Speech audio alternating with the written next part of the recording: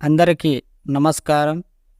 ఈ స్టోరీ వింటున్న ప్రతి ఒక్కరికి మనస్ఫూర్తిగా థ్యాంక్ యూ సో మచ్. విశ్వానికి కృతజ్ఞతలు. Thank you universe. ఉదయం వాకింగ్ అని బయలుదేరాను.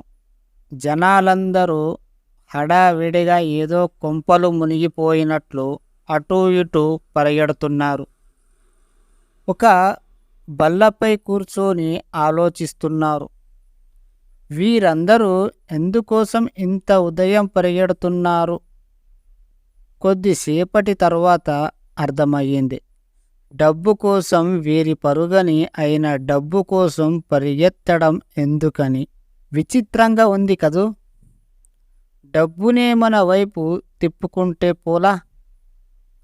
నా ఆలోచనలు ఇలా పరిపరి విధాలుగా పరిగెడుతున్నాయి.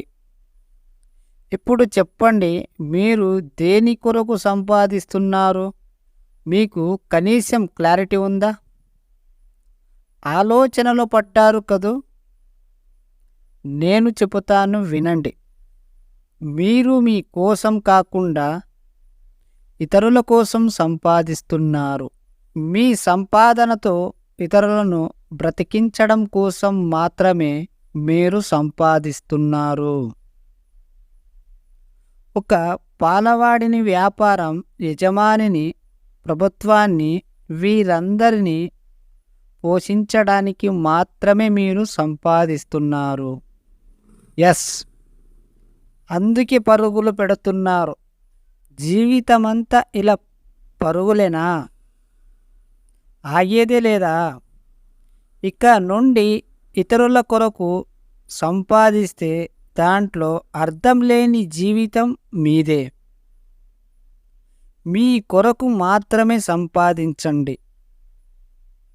ఎక్కడ హడావిడిగా లేకుండా మీ ఆనందం కొరకు, సంతోషం కొరకు చెప్పండి.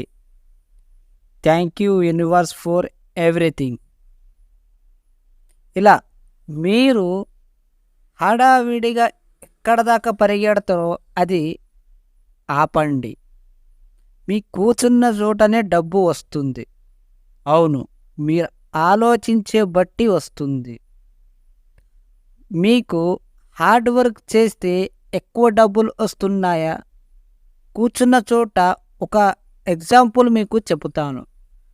ఒక కూలి పనికి పోతే కూలి పనికి వెళ్ళినప్పుడు మార్నింగ్ నుండి సాయంత్రం వరకు వర్క్ చేస్తే అది కూలి వస్తుంది.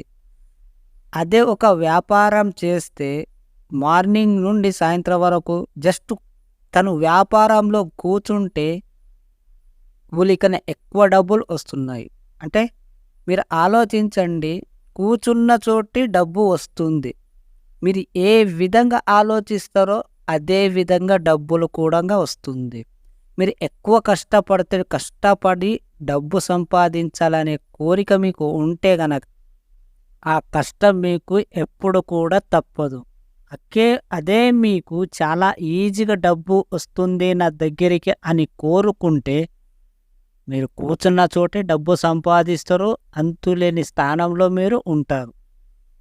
ఏమీ లేదు, జస్ట్ నువ్వు థింక్ చేసే బట్టి ఉంటుంది. నువ్వు ఎలా అనుకుంటే అలా. ఈ స్టోరీ పూర్తిగా విన్న ప్రతి ఒక్కరికి థ్యాంక్ యూ సో మచ్.